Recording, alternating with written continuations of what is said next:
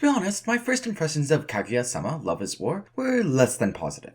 The premise of the series, two brilliant people both in love with each other using increasingly complex schemes to try and get one another to confess first, is definitely a great hook, but personally, I found it frustrating. I mean, if you're so smart, just let go of your pride for a moment and tell the other person honestly about your feelings. It'll work out fine. Can't you see all these mind games aren't getting you anywhere? So yeah, I initially dropped the series after reading the first volume. Then, a commenter on one of my videos suggested that maybe I should give it another shot, which, with the added push of the anime airing recently, I did. After marathoning 139 chapters in 2 days, my opinion of Kaguya-sama may have changed a bit, and I decided to do a video on it. So then, ladies and gentlemen, let me answer the question, should you read Kaguya-sama, Love is War?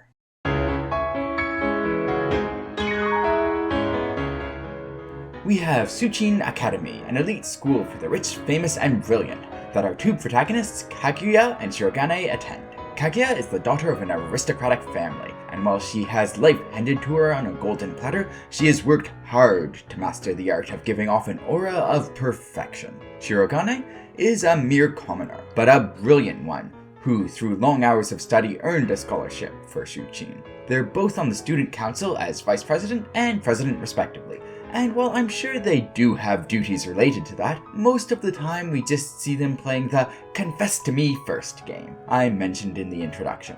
Oh, and I guess the comic relief airheaded character Chika occasionally interferes. At the start of the story, that's really all there is. Early on, Kaguya-sama could loosely be described as a scheme of the week type story. Each chapter with its own scheme that gets neatly wrapped up by the end of the chapter and no forward progress is made. If you like the humor, great. Otherwise, there's not that much going for it. This changes though. After about 20 or so chapters, we start getting new main characters introduced, which really helps with variety.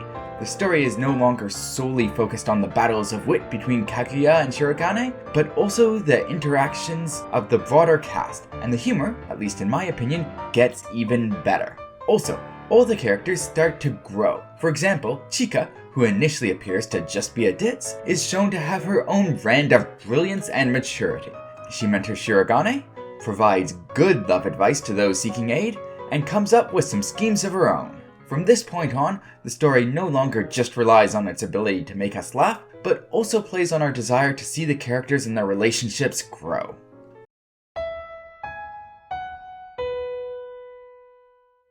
Why would you consider reading Kaguya-sama, Love is War? Without question, for its romance and comedy. So, what's great about both of those? Let's start with the romance.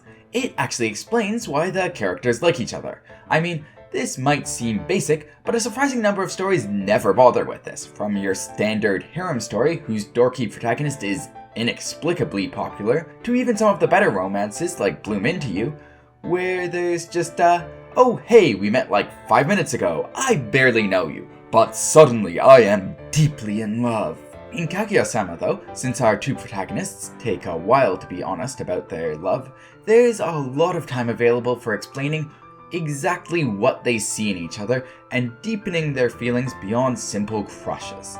Also, this romance, although it doesn't initially seem to have that much forward progress, goes somewhere. I don't want to spoil too much, but let's just say it has a freaking amazing payoff. I actually teared up a bit reading it, which is a first for me with a romantic scene. Now, main romance aside, some of the side characters have super cute relationships of their own. While they don't get quite the spotlight the main one does, they still carry quite a bit of appeal. And here I really want to talk about Ishigami, but once again spoilers. Moving right along, let's go to the comedy. Initially, this is almost solely provided by the outthink silliness of the Kaguya-Shirogane standoffs. They're great in how over the top they are, but would be tiring if they were all the series had. Luckily, they aren't, as all the characters who are subsequently introduced bring their own comedic material, from Chika's how not to suck lessons for Shirogane, to Ishigami's fear of being offed by Kaguya, to the many faces of Hayasaka. Really, the chemistry between characters is just brilliant and an endless source of hilarity. Kaguya-sama's humor has little reliance on slapstick humor or unlikely situations, since the characters just play off each other so well. All that being said, is there anything wrong with Kaguya-sama? Well, if the humor from the mind games between Kaguya and Shirogane falls flat for you, then this series can be hard to get into. The character development and plot progression is just so slow at the beginning, you'd be forgiven for thinking that all the series has to offer is its comedy. It does have so much more, but the rest just takes a little while to get to. More generally, I'd say the overall pacing of the story is a bit slow, but this is just a minor gripe.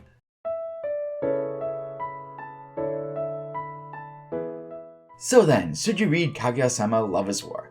Yes, you absolutely should. It's refreshingly original, hilarious, and has a solid romance. Also, if you have seen the anime adaptation, well, short of it getting another season, it won't come even close to getting to some of the most brilliant parts of this series. So you should definitely do yourself a favor and pick up the manga. If you've already read this and are looking for something similar, Muso Telepathy has the same solid mix of humor and romance, although its art style isn't quite as good. Alternately, you could also try out Relife, another romantic comedy, which leans a bit more into the drama side of things. Anyways, I hope you enjoyed the video. Thank you for listening. Cheers!